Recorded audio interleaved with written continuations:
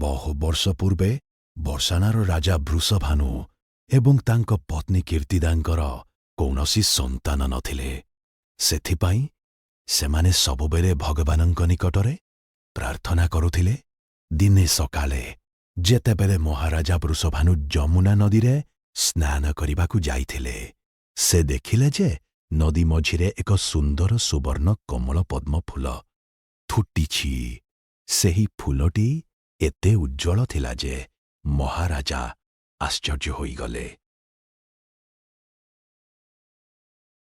ମହାରାଜା ବୃଷଭାନୁ ଯେତେବେଳେ ସେହି ପଦ୍ମଫୁଲ ପାଖକୁ ଗଲେ, ସେ ଦେଖିଲେ ଯେ ସେଥିରେ ଏକ ଅତି ସୁନ୍ଦର ଛୋଟ ଶିଶୁକନ୍ୟା ଶୋଇଛନ୍ତି। ସେହି ଶିଶୁ ଜଣକ ଆଉ କେହି ନୁହନ୍ତି, ସାକ୍ଷାତ୍ ଶ୍ରୀରାଧା ଥିଲେ।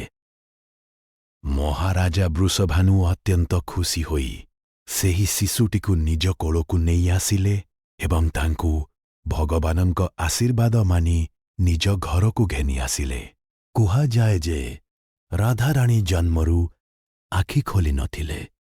ମାତା କୀର୍ତ୍ତିଦା ଏବଂ ବୃଷଭାନୁ ବହୁତ ଚିନ୍ତିତ ଥିଲେ।